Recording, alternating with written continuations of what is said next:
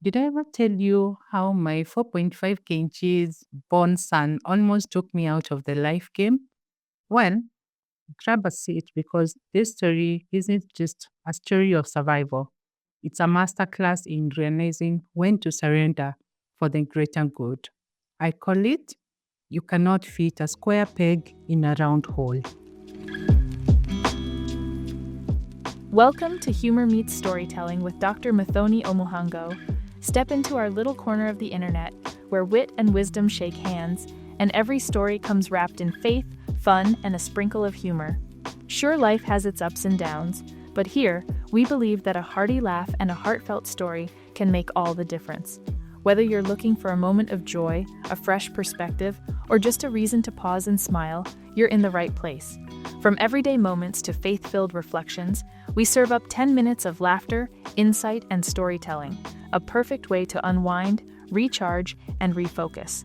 So wherever you are, stuck in traffic, sipping your evening tea, or winding down from a long day, plug in, press play, and let's share a laugh, embrace a lesson, and celebrate life together.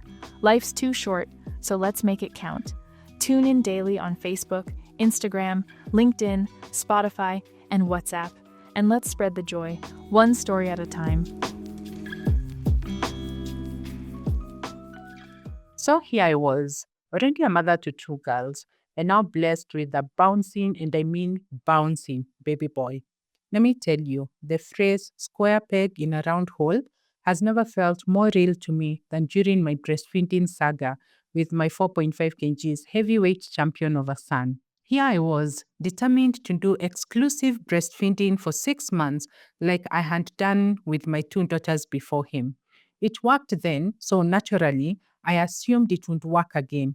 I mean, why wouldn't it? But oh, how wrong I was. At 4.5 kgs, the boy was born already auditioning for heavyweight championships. I was determined to give him the same exclusive breastfeeding I had given his sisters. Oh, friends, I tried. By month three, this young man was already in Pampers Junior. And if you're yet to experience the joys of parenting, let me enlighten you. Junior is for toddlers who've decided walking, running, and bossing people around is their thing. My son, he wasn't just big, he was a big deal. The first time I took him to the clinic, the doctor gave me that look that said, "Woman, are you feeding him steak and milkshakes?" I laughed nervously. His weight was something else. But before you suggest I watch his diet, let me stop you right there. Genetics are undefeated. Both my family and my husband's family side are stocky folks. Now, back to the battlefield that was breastfeeding. At 2 months, after one of his marathon feeding sessions, I lovingly put him to sleep, thinking, finally, some peace. But 5 minutes later, he woke up crying. Not sniffles, friends, but the type of crying that suggests he's been fasting for 40 days and 40 nights. I was baffled. How much can one tiny giant eat? So I breastfed him again, but this time, when I tried to stand up, I collapsed back onto the bed. Dizziness hit me like a poorly placed punch. I was drained, literally. My boy hadn't just emptied my milk supply. I'm convinced he tapped into results I didn't know I had. Water gone, blood probably. My will to live questionable.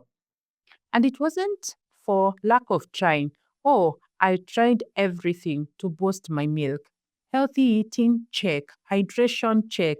Bitter cassava leaves, double check. I even subjected myself to the abomination that is aloe vera, moringa powder, dill seeds, porridge, seeds, with names I couldn't even pronounce. If someone saw it worked, I was game. But my son's appetite was unmatched. Then, on that day, lying dizzy on the bed, I called Patrick, my husband, and told him, bring home the nan milk. It wasn't a defeat, it was a strategic retreat. I realized that if I kept pushing for this exclusive breastfeeding dream, I might not make it to 6 months. The boy would thrive, yes, but I would be a distant memory. Looking back, that moment taught me a valuable lesson. Sometimes, no matter how determined you are, not everything is going to fit perfectly. Life isn't about forcing what doesn't work, it's about adapting and finding the solutions God has already provided. And you know what? The non milk saved both of us. My son thrived and I regained my sanity. Turns out, letting go of the square peg isn't defeat, it's wisdom. It's recognizing when to stop pushing and start trusting that there is a better way. This is not a post about breastfeeding, though.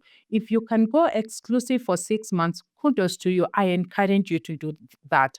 But this is about knowing when to pivot in your purpose and assignments. Sometimes the path God sets before you requires adjustments. Then decisions you don't need to broadcast to the world. Seek advice from those who know your struggle intimately, those who have walked through the fire with you. Then make the call, own it, and move forward. Because here's the thing, walking in purpose isn't about pleasing the crowd, it's about following God's guidance. And sometimes that means picking up a tin of non milk and keeping it moving. So, here are 4 life lessons. One, know when to pivot. Sometimes clinging to a rigid plan can do more harm than good. Just as I realized that sticking to exclusive breastfeeding was no longer suitable, life often requires us to adapt. Flexibility is not failure, it's wisdom. Purpose is not about perfection, it's about progress in the right direction. Prioritize self care. Point number 2. You can't pour from an empty cup, or in this case, produce milk from a depleted body. Taking care of yourself is not selfish, it's necessary. Whether in parenting, work, or ministry, prioritizing your health ensures you can keep serving those who rely on you. Burnout doesn't glorify God, wisdom does. 3. Listen to trusted voices. Not every opinion needs to shape your decisions. When faced with tough choices, lean on those who truly understand your journey. Be open to advice, but filter it through the lens of God's purpose and the wisdom of people who genuinely have your back. 4. Purpose requires adjustment. Walking in purpose isn't about sticking stubbornly to a plan, it's about obedience and discernment. When circumstances change, don't be afraid to adjust course. Just as I brought in non milk when exclusive breastfeeding became impossible, sometimes we need to embrace new strategies to fulfill our God given assignments.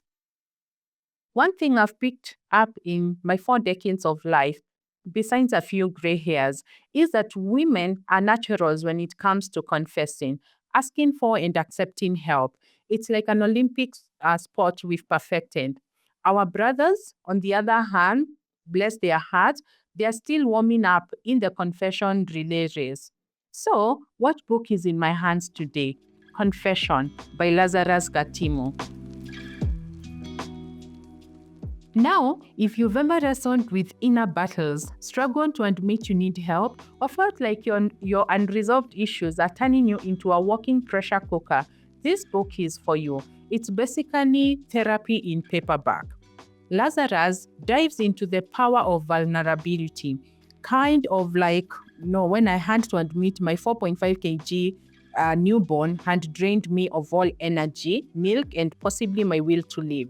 Asking my husband to bring non milk felt like a confession to the world that I couldn't do it all.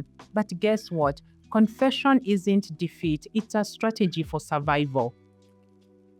Here are some profound lessons from the book.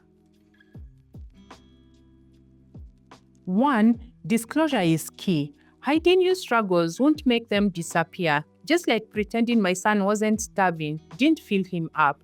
Confessing your limit is where healing starts. 2.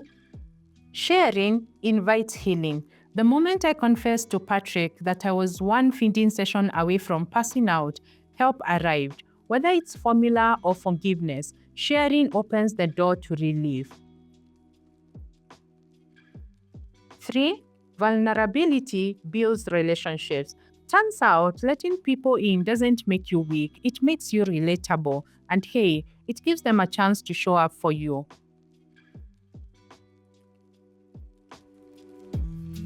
4.